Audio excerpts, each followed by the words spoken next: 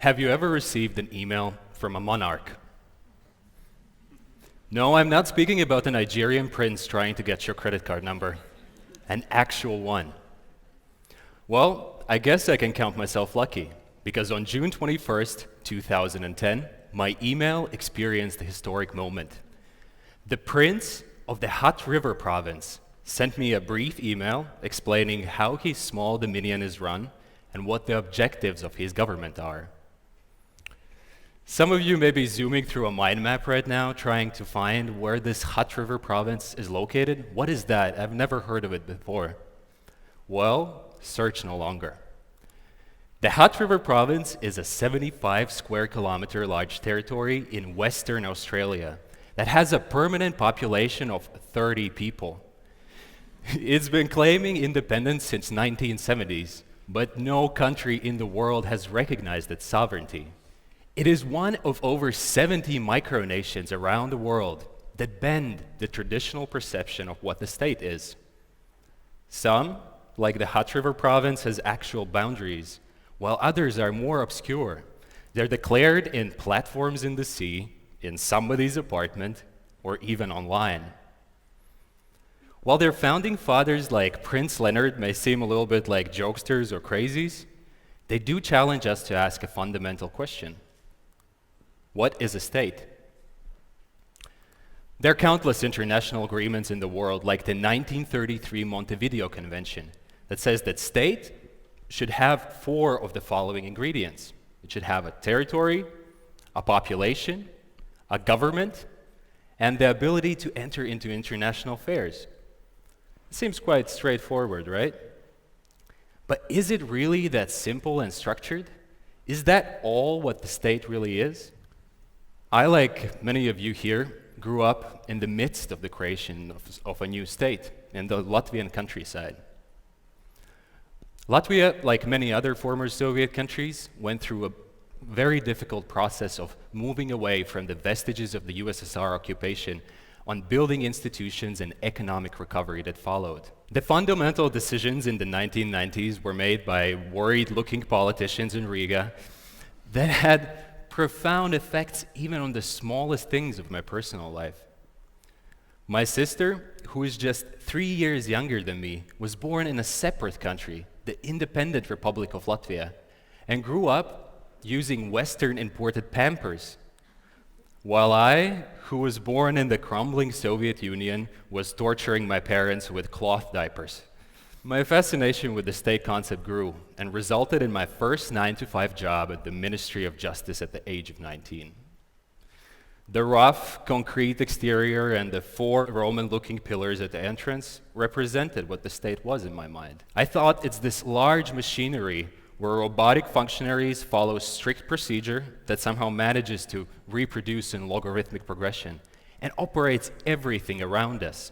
My job at the ministry was to read countless letters from prisoners and register them in a system so that somebody else sitting somewhere down the hallway of doors can read it and give it a proper response.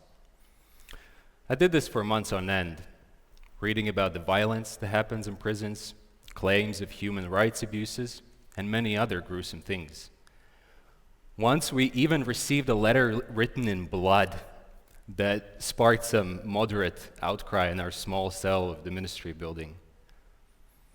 When reading most of those letters, it became blatantly obvious that what my experience of the state was is very different from somebody sitting in a dark cell drawing blood from his finger to write up a complaint. The perception that the state is a deeply personal experience rather than this monolithic listing of 4 characteristics grew after years of working in different corners of the world. Think about it. The state affects how you see the world through education. It affects how healthy or safe you feel. It affects this feeling of being heard or the feeling of being ignored, or even the tiniest things like the availability of Pampers.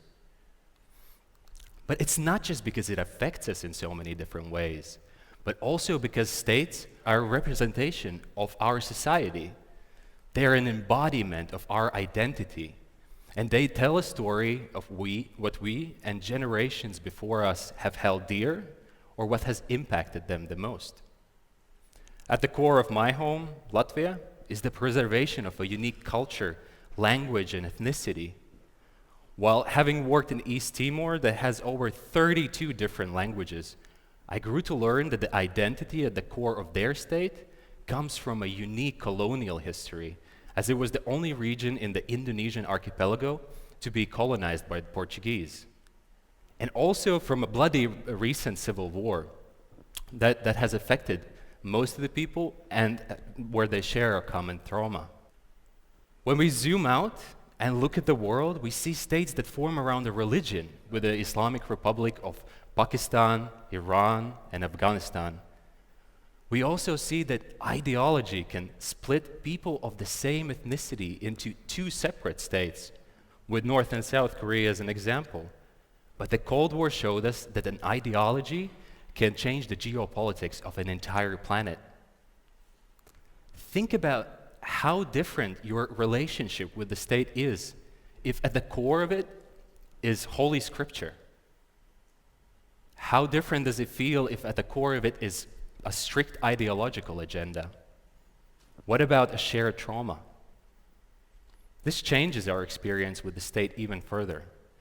The world map is also ever-changing, as just in my lifetime, at least 31 new countries have emerged or re-emerged in the world stage. Some have changed their boundaries multiple times, and many more have changed the way how they're governed. It is likely that we're going to continue seeing the emergence of even more new states, despite the fact that the world is becoming more globalized, because there are ongoing independence movements from Scotland and Catalonia in the west to Tibet and West Papua to the east. Have you ever also noticed how the experience of the state changes between those who live at its center and those at the outskirts? It's not just true in Latvia, but also in many other parts of the world. Developing countries offer us an interesting glimpse into the effects of this phenomenon. The government is located in the capital, but has considerable difficulties reaching people who live at far-flung parts of the country. Afghanistan, Pakistan, and Somalia gives us the most extreme example of this case, where powerful warlords have taken the void of government power and used force, alliances of powerful clans, and the control of resources to dominate their territories. So people who might be just living kilometers away from each other may experience the state in completely different ways, while technically living in the same territory. But it's not just the security situation that changes. Recent elections in the US showed us that people between large population centers can affect not just the political future of the United States, but of the world in general. I had an opportunity to spend a part of my life on the small island nation of East Timor. When living there, I like to call it the edge of the world, because after Papua New Guinea and Solomon Islands to the east lies the vast Pacific Ocean. While from a bird's eye view it might look like paradise, it has a very challenging past.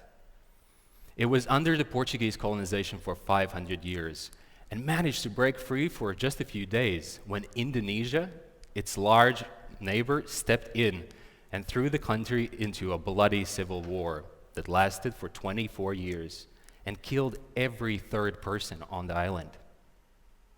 The capital Dili fell in just 2 days, and guerrilla fighters that were fighting for the independence flew to the mountainous outskirts where they continued their struggle. Their numbers were decimated from 15,000 to just 700 in 5 brief years. But it was the villages that kept the struggle alive. They gave them food, they gave them shelter, they gave them intelligence, and were central in transforming the world map again. Timor became the first country to emerge on the global stage in the 21st century. My work in East Timor had to do with talking to people.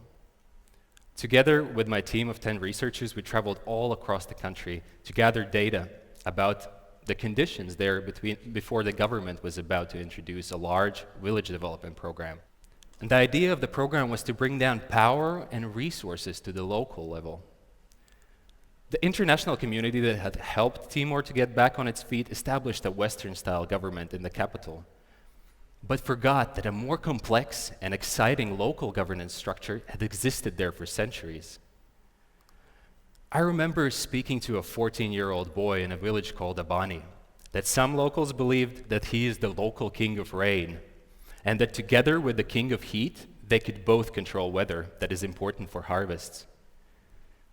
Just a few kilometers away from there, we participated in a christening of a new road, where traditional leaders called the Lianain gathered, slaughtered a goat, mixed its blood with water, and sprayed it on the new road, so to give it good blessings in the future. After speaking to many of the local leaders and hearing their stories, I came to the conclusion that their power structure and their importance on the local level was extremely large. They were central in bringing together the perpetuators of violence and victims after the war, and performed a traditional conflict resolution mechanism called the Tarabandu, where they try to find a consensus between those who had perpetuated the violence and the victims. They cooperated with the state, who helped organizing these sessions and gave them resources to buy pigs that were slaughtered once an agreement was reached. They were very effective. They settled over 1,300 cases, while courts that were using largely Western and adversarial procedures settled just only 84. Inspired by the idea of the village development program, I took a job in Togo, where I helped manage a similar project. We used an approach called the community-driven development, where we gave resources to the local level to prioritize, build, and maintain infrastructure that villagers thought is important. The government also stepped in. They filled schools with teachers and clinics with doctors. After visiting some of the hundreds of projects that had built all across Togo, I remember meeting a woman called Aimee. She told her story that she had been pregnant, and once contractions started, she had to rush to the hospital that was a few kilometers away. The road conditions were very poor, and when descending down a ravine, she tripped and lost her child. It's horrible to imagine what sort of a suffering this experience has brought to her and her family. Her story inspired other villagers to prioritize the construction of a road that would help accessing the village better.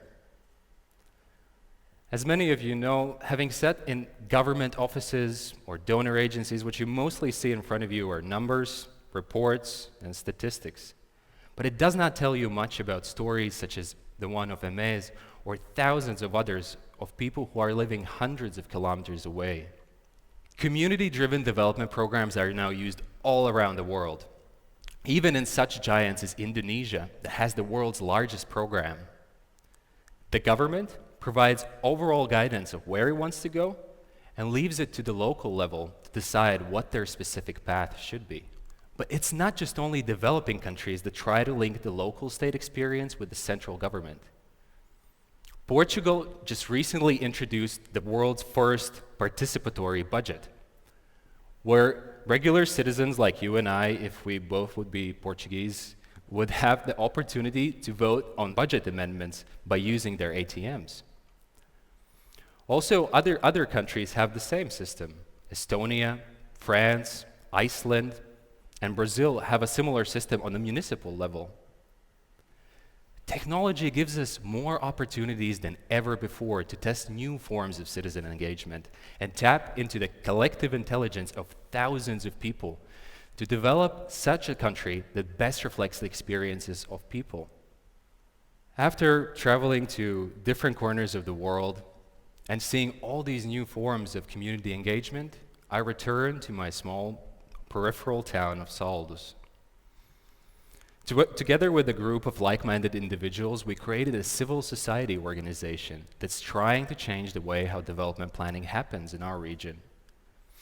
We constantly remind councillors about the interests of people and have managed to make the lack of citizen engagement into one of the central themes of pre-election discussions.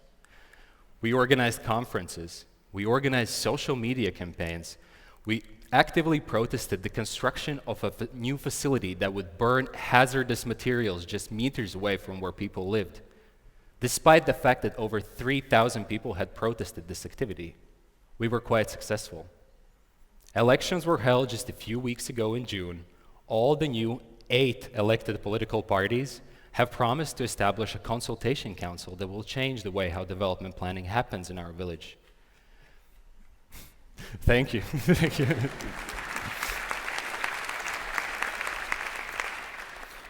And they're now more open also to new forms of citizen engagement. Some of our activists have been even elected into the assembly.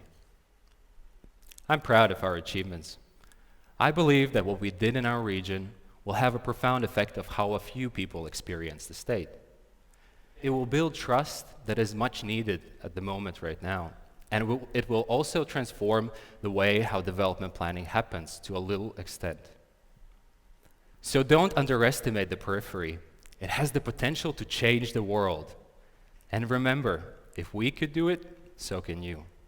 Thank you.